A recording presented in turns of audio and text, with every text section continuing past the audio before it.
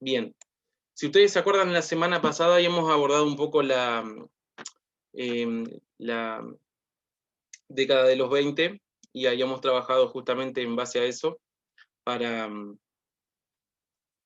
abordar uno de los tres temas que abarcan en este periodo, que es justamente el periodo de entreguerras que habíamos comentado, que es un periodo que va de 1919 a 1939. Se le llama así porque, como habíamos visto la semana pasada, está entre medio de la Primera y la Segunda Guerra Mundial. ¿Ah? Opa. Si ustedes se acuerdan, les había comentado justamente eso. Ya habíamos visto la parte de los años 20, eso nosotros ya lo habíamos abordado, lo habíamos trabajado, lo conversamos. Y la idea de hoy es trabajar con la crisis del 29. Más adelante vamos a trabajar justamente la parte de los totalitarismos, ahí el fascismo, el nazismo y todo eso. ¿Ah? Bien, la idea de hoy es compartir un poco eso justamente, pero yo quiero sacar esto, porque si no se va a ver.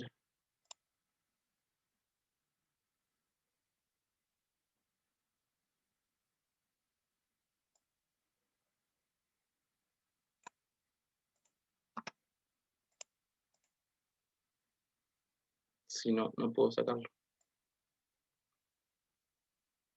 Bueno, lo dejo ahí, capaz que no estorba tanto.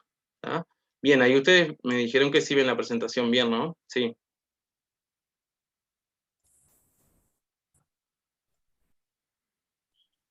Sí, Ahí va, bien. sí, profe, se ve bien. Bien, La vayan parte de poniendo, época de la Gran ahí va, Depresión, eso no se ve muy bien. ahí, época de la Gran Depresión, ya hasta ahí iría. ¿Ah? Ah, Tata. Después yo los voy a ir pasando. ¿Ah? Bien, bueno, vamos a ir empezando, después si hay alguno que quiera aportar algo, me lo plantea, como no, y lo vamos conversando. ¿Tá? Bien, la idea de hoy es justamente avanzar un poco sobre la crisis del 29, que también se le puede llamar el crack del 29. ¿Tá? Si ustedes recuerdan, lo que vimos la semana pasada fue abordar la crisis, perdón, la década de los 20 en relación a que se le consideraba una década de prosperidad, una década de auge económico, industrial, que estaba muy marcado por tendencias, por costumbres, marcado por una sociedad de consumo y demás, pero luego de esa prosperidad que estaba atravesando justamente Estados Unidos, es ahí que se va a producir una crisis económica muy grande. ¿Ah? Entonces, esta crisis que va a golpear fuerte en los Estados Unidos en el 1929, no va a quedar solamente ahí. La crisis no queda estancada en Estados Unidos y solo afecta a Estados Unidos, sino que es una crisis tan grande que va a terminar afectando a Europa, va a terminar afectando a Asia y también a América, ¿ah? América Latina en nuestro caso. Uruguay va a ser afectado en gran medida por la crisis del 29. ¿Ah? Entonces, cuando uno habla de la crisis del 29, habla justamente de esa gran crisis que tiene el sistema capitalista, que va a ser justamente uno de los puntos de inflexión y que va a tener consecuencias muy graves para Estados Unidos, pero sobre todo a nivel mundial occidental. ¿Ah? A este periodo de crisis que va a estar presente en la década de los 30, se le va a conocer también como la Gran Depresión. ¿Ah? Por un lado tenemos la crisis del 29 que se produce en octubre de 1929, y como consecuencia de esa crisis se va a estar gestando durante gran parte de la década de los 30 una época que se le conoce como la Gran Depresión. ¿Ah? Bien, eso por un lado. Tenemos esta crisis que va a ser en los Estados Unidos y que se va a gestar en el 29. Ahora, la pregunta es, ¿por qué sucede una crisis económica en un país que relativamente venía muy bien? Recordemos que se había posicionado como una potencia económica después de la Primera Guerra Mundial. Hay varias causas que explican por qué Estados Unidos cae en una crisis económica, pero no una crisis económica cualquiera, sino una crisis económica muy fuerte que va a perdurar en su recuperación por varios años. ¿Ah? Una de las causas que tiene que ver del por qué Estados Unidos entra en una crisis económica es justamente porque las industrias producían mucho, el sector agrícola producía mucho. Yo les coloqué ahí, superproducción agrícola e industrial. ¿A qué nos referimos nosotros con eso? Había una sobreproducción. Las industrias producían y producían grandes productos manufacturados a gran escala. La población en un determinado punto no va a demandar más productos. Por ejemplo, ¿cuántos autos va a demandar una familia tipo al año? Y uno, un auto, no es un bien que yo esté consumiéndolo seguido. Entonces, ¿qué era lo que sucedía? Los habitantes estadounidenses van a dejar de demandar determinados productos porque justamente ya lo tienen. Y así pasa con muchos electrodomésticos y demás. Joaquín, ¿qué querías aportar? ¿Se me escucha ahí, profe? Sí, sí, bárbaro. Sí, está. También lo que usted estaba diciendo, le sumo yo una estrecha relación entre Estados Unidos con el resto del mundo, ¿verdad? Ahí está. La excesiva producción necesita mercado y si no tiene dónde colocarse, no hay de nada, no le va a servir Ahí de está. mucho.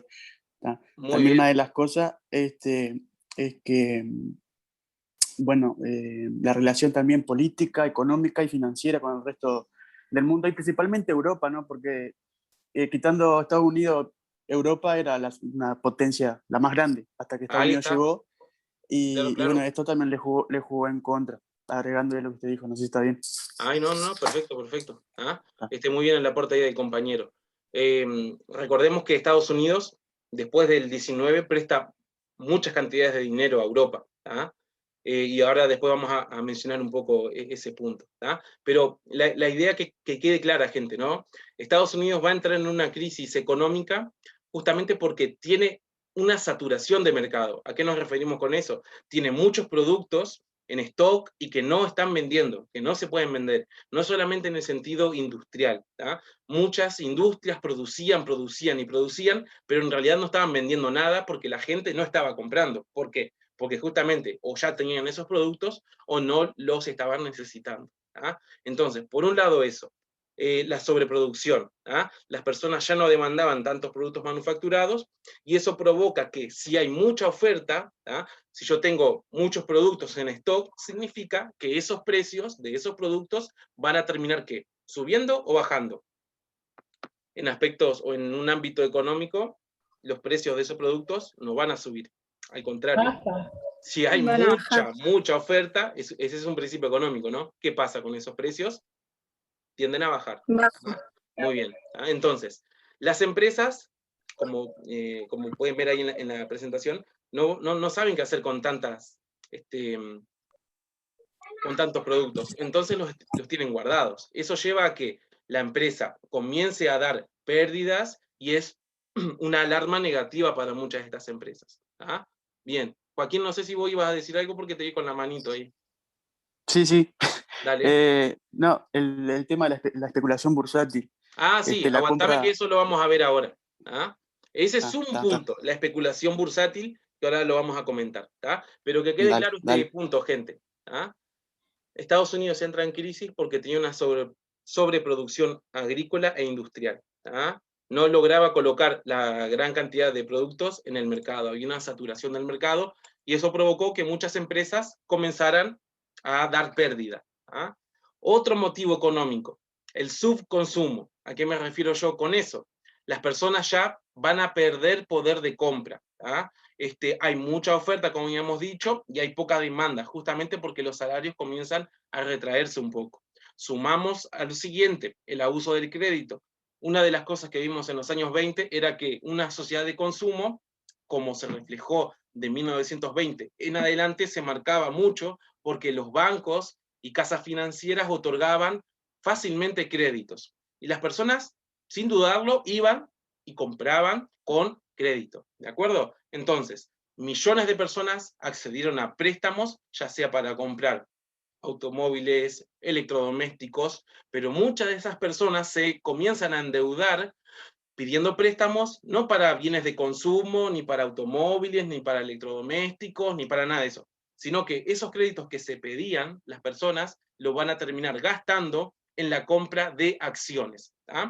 ¿Alguien sabe lo que es una acción? ¿O me entiende cuando yo digo acciones? Cuando tenemos que tener en claro eso, porque cuando uno habla de la crisis del Wall Street, el crack de la bolsa de valores, hay que entender qué significa una acción de una empresa. ¿Ah? Juliana, ¿Pueden ser los bienes económicos? sí, bienes económicos, tiene relación con eso. No sé si Juliana iba a decir algo, que te vi con la mano levantada ahí. Sí, hola. Dale. Lo que yo entendí de lo que es comprar una acción es que básicamente una empresa, como que para crecer necesita, yo qué sé, expandir su mercado. A ver cómo lo explico. Bueno, Sí, tal sí, vez sí, va bien como, la idea. lo veo como una pizza, ¿no? O un Ajá, pastel. Está dividido en 50 y 50, ¿no? El ajá, 50% está en el dueño de la empresa y el otro 50% se le ofrece ajá. a accionistas que pueden comprar muchas partes de ese otro 50% y volverse también eh, propietarios, digamos, de esa empresa, pero un porcentaje. Ahí Entonces está. eso es comprar una acción, Muy yo qué bien, muy sé. bien. Y ¿Ah? si crece la empresa, tu acción, no Ahí sé, va. la invertís para bien, porque no sé, Ahí no está, lo que vas a perdés. terminar generando es un beneficio, ¿no?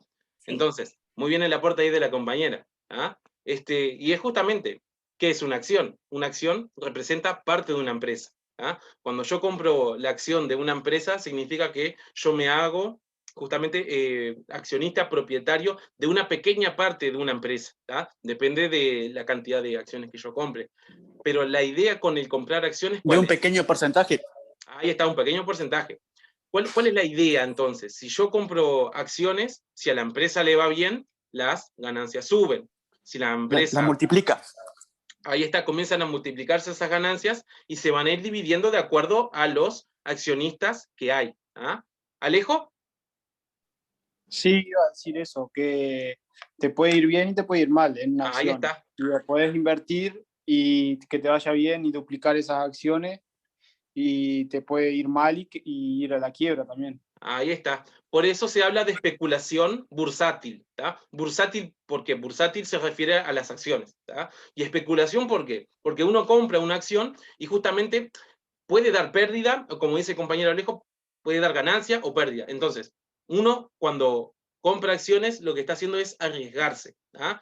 Pero como en ese entonces, en el 1920, las cosas iban tan bien, lo que hacía la gente era justamente gastar sus ahorros, pedir créditos, miles y miles de dólares en la compra de acciones. Y como ustedes pueden ver ahí en las imágenes, la especulación que se generaba era mucha, porque las acciones en este entonces, del 20 hasta 1929, generalmente las acciones nunca bajaban. ¿Qué hacían? Subían, subían y subían. Entonces, yo podía invertir $3.000 en la bolsa de valores comprando acciones de distintas empresas y podía ver que esas acciones, a medida que iban pasando los días, se iban transformando en dólares, en $5.000, $7.000, $10.000. Entonces, ¿qué hacían las personas?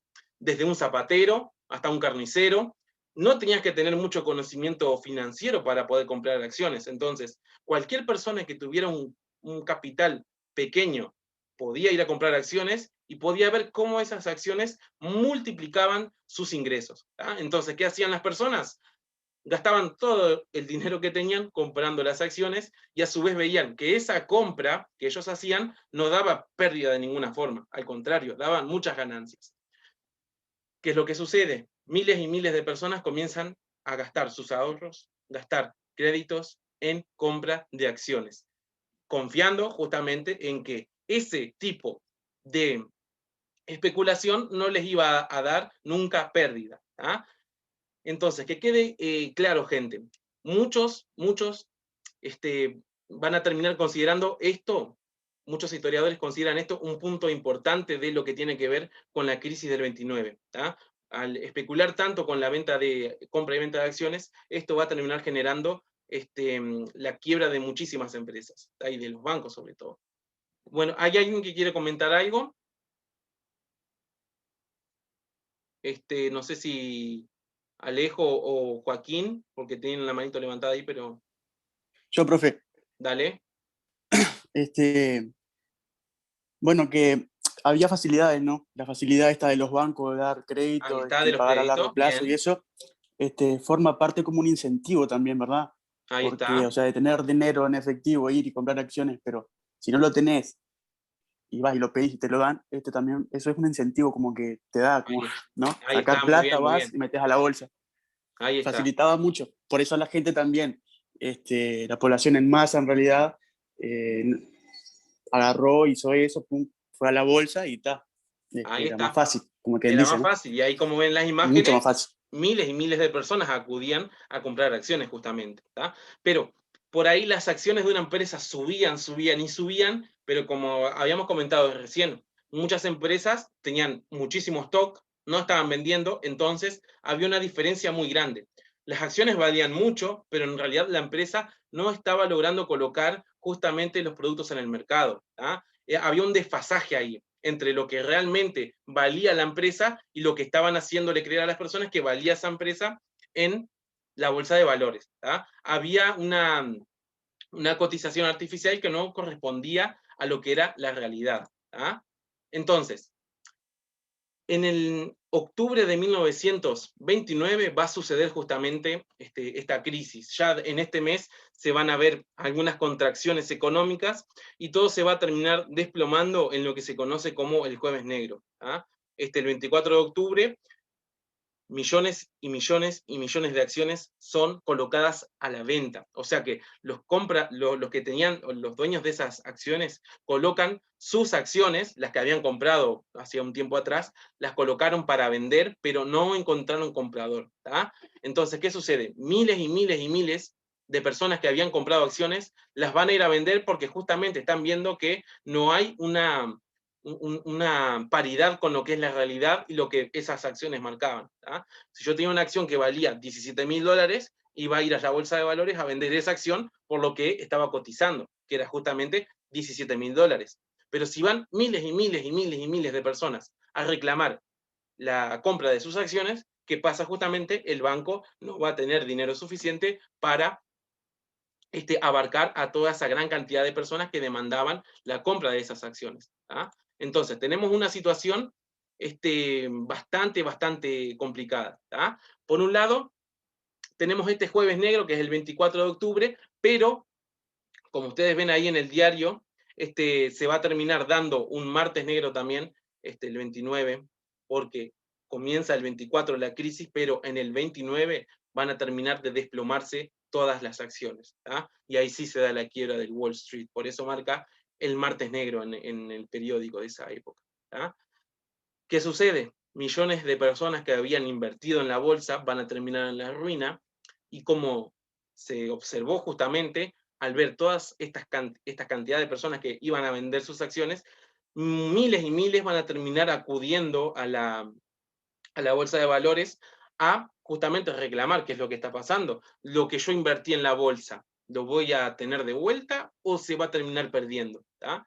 Entonces se genera un pánico bárbaro en Wall Street y va a llevar a que muchísimas personas entren en pánico porque habían gastado ahorros de prácticamente toda una vida, habían pedido préstamos de miles de dólares, y va a llevar a que muchas personas que se habían endeudado vayan a reclamar justamente las acciones que habían conseguido y tratar de venderlas y justamente reclamar su dinero. Pero no es lo que sucede. ¿tá?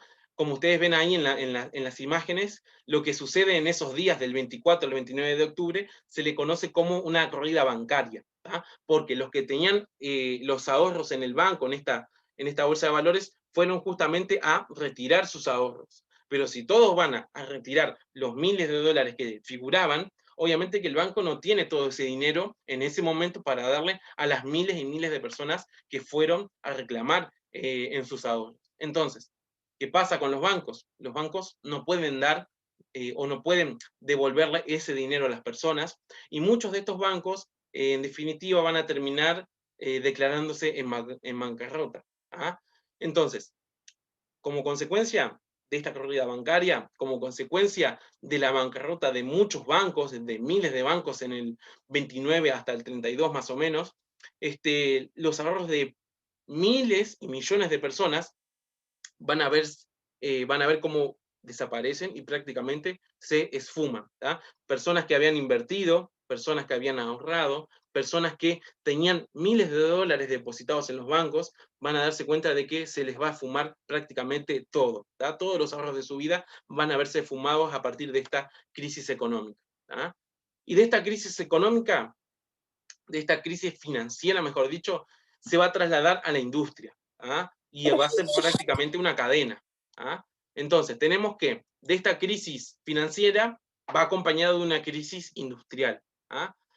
Y como ya hemos comentado anteriormente, si ya era medio complicado para que las empresas colocaran sus stocks y sus mercaderías para que las personas lograran comprar, con la crisis va a ser mucho más complicado, porque las personas ya no van a tener el mismo poder adquisitivo, las empresas van a comenzar a tener muchísimos productos en stock, eso va a llevar a que los precios bajen aún más, y eso se va a trasladar no solamente a la industria, sino que también al sector agrícola. ¿ah? Hay muchos productos agrícolas que están prontos para venderse, pero no hay nadie que los compra, y aparte hay muchísimos productos agrícolas que se siguen produciendo y se siguen cosechando en masa. Entonces, eso va a llevar a que miles de personas terminen sin trabajo, de que miles de personas estén en la calle y de que miles de campesinos y granjeros también se encuentren con la pobreza prácticamente. ¿ah? Entonces, ¿qué consecuencias deja esta crisis del 29 en Estados Unidos? Cierran los bancos, quiebran miles de empresas, se congela el salario de todos los trabajadores prácticamente, arruina al sector obrero, arruina a los granjeros, a los campesinos, los precios de los productos comienzan a bajar y a bajar cada vez más, y Estados Unidos, como había sido una potencia que se había posicionado muy bien en la Primera Guerra Mundial y pudo prestar dinero, ahora con esta crisis va a cortar todos esos préstamos que estaba brindando a los países europeos. ¿ah? Aliandre, ¿iba a comentar algo? No, sí, que vi que en el principio de esto de los años 20 a los campesinos no los favorecía nada en sí, todo lo que se estaba dando, pero Ahí sí los está, perjudicó al final. ahí está, muy bien. Uno de los sectores que había sido, digamos, dejado de lado en la década de los 20 era justamente el sector agrícola, el sector agropecuario. ¿ah? Y imagínense si la situación ya para ellos era difícil en esa década de los 20, que era de prosperidad, imagínense ahora con esta crisis económica que estaba sobreviniendo en todos los Estados Unidos. ¿ah? Entonces, como ustedes pueden ver ahí en el gráfico también, lo que aparece ahí es la producción industrial ¿ah? de 4 potencias, de Estados Unidos, del Reino Unido, de Francia y de Alemania. ¿ah? Todos tienen un pico relativamente alto, sobre todo Estados Unidos en el 29, lo que hace es descender abruptamente, ¿ah? hasta el 33 que comienza a recuperarse, pero la crisis marca justamente la contracción de la economía y comienzan a cerrar muchísimas empresas, a que muchos sean despedidos, y como estábamos viendo en estas consecuencias económicas, se van a trasladar después a consecuencias sociales. ¿ah? Aumenta el desempleo, ¿ah? Era muy común ver a las personas con este tipo de cartel como el que ustedes ven acá, ¿ah? Rondando en prácticamente todas las ciudades, en Nueva York, en Chicago, que eran focos económicos muy grandes, ¿ah? Y en el 32, como ven ahí, llega a 17 millones de desempleados en Estados Unidos. ¿ah?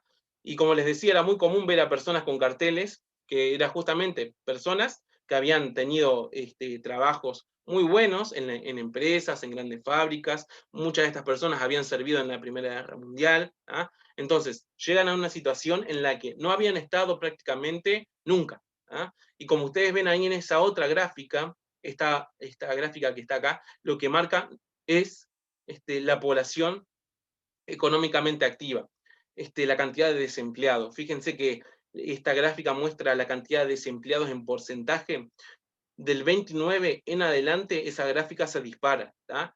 El número de desempleados en Estados Unidos aumenta estrepitosamente y llegan a números inconsiderables para lo que fue la década de los 20. ¿tá? No solo en Estados Unidos, sino que también en gran parte de Europa y, como habíamos comentado, después se va a trasladar a prácticamente gran parte del mundo. ¿tá?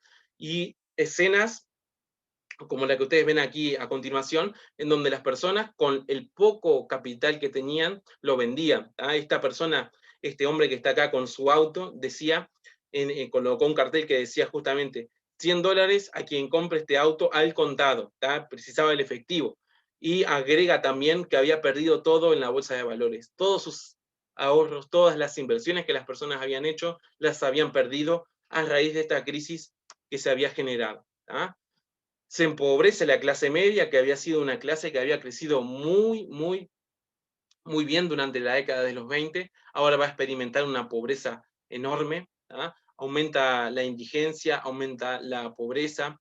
Es una situación muy compleja para toda la sociedad norteamericana, de esa clase media que se había posicionado relativamente bien y que estaba experimentando una prosperidad que ningún país del mundo lo había tenido hasta el momento, a experimentar una crisis económica muy grande, es fuerte, como consecuencia también aumenta la delincuencia. Y ustedes fíjense en las imágenes, si no. Este es el Central Park en la primera, en donde se puede ver que las personas que habían perdido sus ahorros, muchos se habían endeudado para comprar casas y habían pedido créditos hipotecarios, van a comenzar a conformar las Hoovervilles, que eran justamente viviendas improvisadas que ellos hacían, como no tenían dinero y habían perdido todo en la bolsa y se habían endeudado, y no pueden seguir pagando los créditos hipotecarios que habían sacado, son echados de sus casas y comienzan a confeccionar estas villas de la miseria, como se les conoce también, pero se les conoce como Hoovervilles en honor al presidente estadounidense de ese entonces, que era Hoover. Bien, Joaquín, ¿querías comentar algo? Sí, profe. Dale. También digo, en lo personal, lo que yo opino es que también Estados Unidos era un país que era poco experimentado también en lo económico hasta ahora, ¿no? Ahí está, Era bien. como que, como fue el auge en los años 20, para mí, es lo que yo leí el otro día, que era como poco, no tenía experiencia. Entonces, claro, la avaricia capaz que, ¿no? Ahí está. ¿No? De mucha plata, de producción, de esto y lo otro, no supieron cómo manejarlo y bueno, se dispararon todo. Ahí está. Todo se despegó de la economía real, en realidad, era como burbuja todo Ahí está, sí, fue el golpe. justamente. Que se había hecho una burbuja financiera, una burbuja de especulación en relación a que esa prosperidad que estaba marcando la bolsa de valores no era real y tarde o temprano iba a terminar reventando, y es lo que termina sucediendo. Y Estados Unidos no veía techo a esa prosperidad que estaba experimentando. Entonces, eso llevó a un optimismo generalizado, y de un país que no había sido potencia mundial hasta la década de los 20, justamente le va a tocar vivir una de las peores crisis del mundo, y que de esa crisis no queda solamente ahí, sino que después se va a trasladar y se va a extender a gran parte del mundo. Entonces, al ser un país que no tenía un control financiero, como dice el compañero, no existía un control financiero real, asesores económicos, si bien asesoraban al gobierno y demás, cualquier persona podía participar de la bolsa de valores. Cualquier persona podía, con un ingreso relativamente mediano, podía comprar acciones de empresas sin asesoramiento de ningún tipo. Pero eso va a generar crisis y va a generar unas consecuencias como estamos viendo acá en las imágenes, ¿no? Aumentan los comedores sociales, se confeccionan viviendas totalmente precarias para personas que habían pertenecido a esa clase media, y va a golpear mucho y sobre todo a gran parte de la población que era inmigrante, a la población afroamericana y a una población que se había sido marginada de esa década de prosperidad. ¿Alejo? Sí, el tema de la vivienda y ¿eso lo hacían entre ellos, entre los campesinos y todos los que habían quedado en la ruina, o eran Sí, ayudados por el no. Estado o algo? No, eso lo hacen entre ellos solamente, porque el Estado al momento no tiene la capacidad para poder dar una ayuda financiera ni para prestar Sí, sí, socorro obvio. inmediato ahí a Por la la población. situación. Ahí está. Eso es totalmente comunitario, digamos. Incluso Y miles de precario, ¿no? personas, Muy precario. muy precario, sí. Miles de personas después se van a terminar organizando en las marchas del hambre, como se le conoce, que de todas partes de Estados Unidos van a ir hasta Nueva York, reclamando justamente por los ahorros que habían invertido en la bolsa de valores, y ellos mismos se van a organizar y van a ir a reclamar al gobierno. Esas son escenas que fueron sucediendo. Como consecuencias económicas que ya vimos, empobrecimiento de la clase media, hablando socialmente, ¿no? pero también hay consecuencias económicas como el cierre de los bancos, de empresas, pérdida del salario, baja del precio de los productos de las empresas también. Eso afecta a la población, que va a terminar siendo la más perjudicada. Y políticamente hablando, las consecuencias que se van a gestar de a poco es que, sobre todo en Europa, ¿no? No tanto en Estados Unidos, pero sobre todo en Europa, las personas europeas de países que habían sido afectados, como Gran Bretaña, como Alemania, como Italia, como Francia, van a comenzar a darle un descrédito a las democracias parlamentarias occidentales. No van a ser, o por lo menos los países con un sistema democrático, no van a ser confiables ahora. Muchos, o sea, la masa popular va a ir buscando otras alternativas. Las democracias que habían llevado a crisis a estos países van a ser desacreditadas y muchísimas personas van a comenzar a fijar los ojos en otros partidos políticos. Y es de esa manera en la que se observa que hay un ascenso de partidos políticos que se van a dictaminar luego como partidos políticos autoritarios y dictatoriales. Es así que se explica el por qué surgen partidos de corte fascista y más adelante también el partido nazi en Alemania. Estos partidos políticos van a escalar muy, muy aceleradamente en la década del 30, justamente porque la población ya estaba cansada de las democracias liberales, estaban cansadas de las democracias parlamentarias y buscaban solución en otro tipo de partido. ¿Quién daba esa solución o quién se vislumbraba como el salvador de la situación precaria de crisis económica y social que estaba viviendo en los países europeos?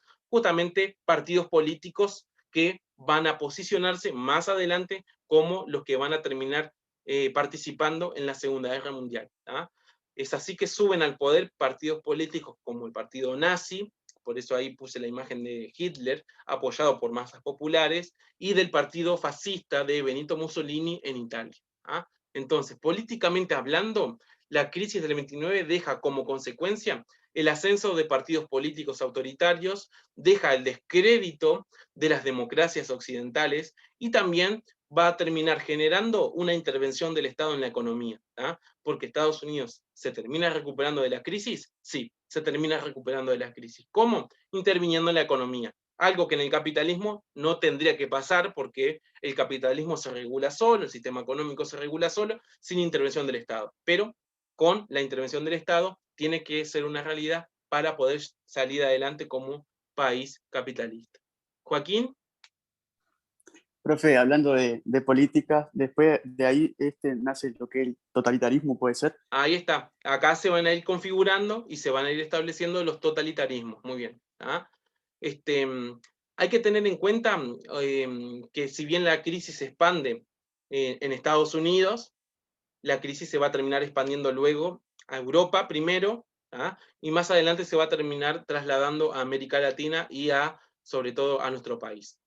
No sé si la compañera Leandri iba a comentar algo o me pareció nomás.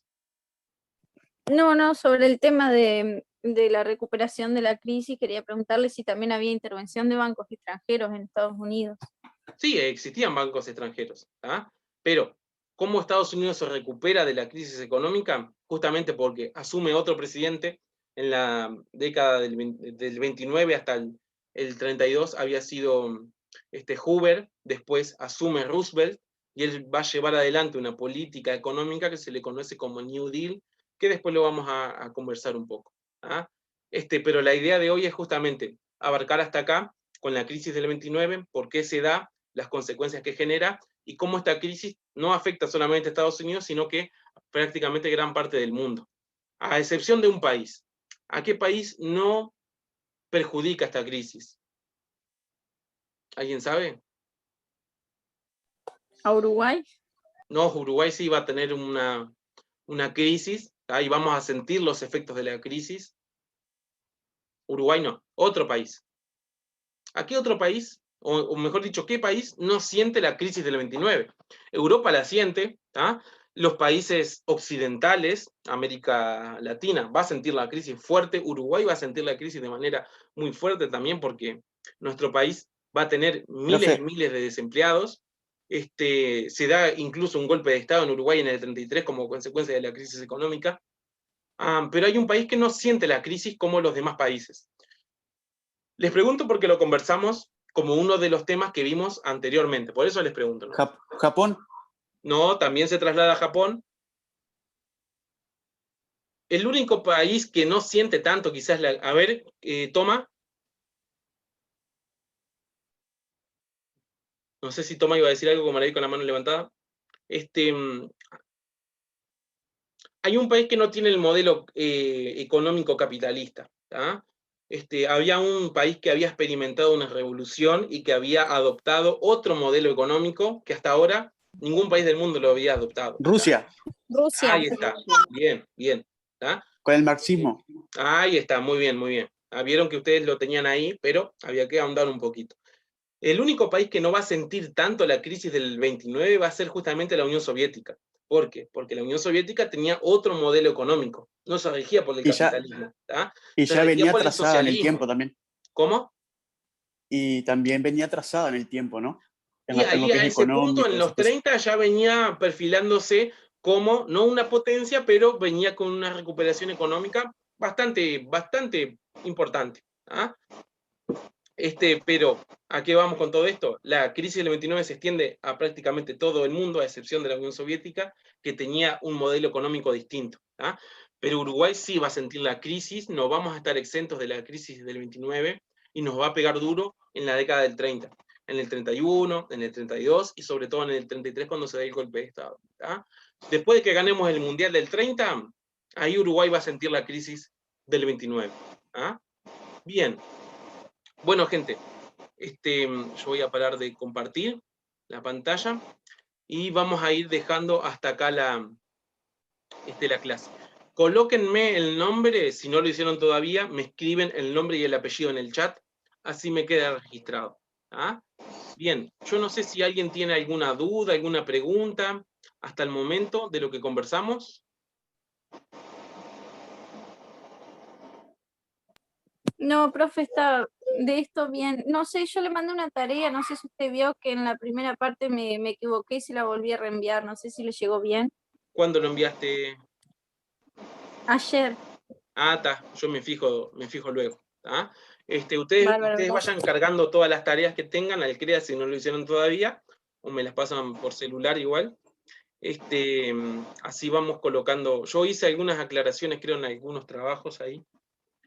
Pero por ahora vienen bastante bien, así que a medida que me van llegando, yo voy colocando ahí. Profe. Sí. Después le paso las fotos, ¿sabe? Las fotos de todo. Sí, no hay problema. Que ya está ustedes todo de lo que tengan ahí organizado y prolijo, ¿está? Lo que tengan. Y otra pregunta, profe. Sí. ¿Cuándo empezamos con la Segunda Guerra?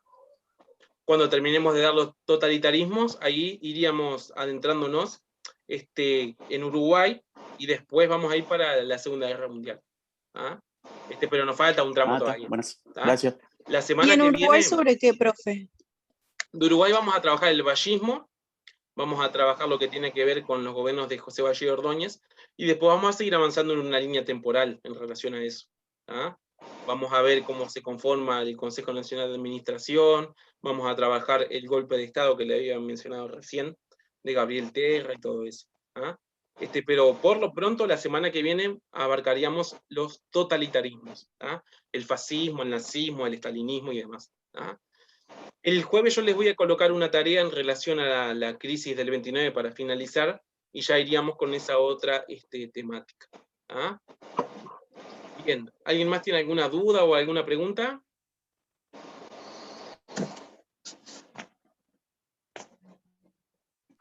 No, profe, nada, todo. ¿No? Bien. Bueno, gente, entonces dejamos por acá y nos estaríamos comunicando la semana que viene por videollamada, y estén atentos ahí a los trabajos que vaya mandando yo. Bien. Nos estamos viendo. Chau, profe. Nos vemos. Chao.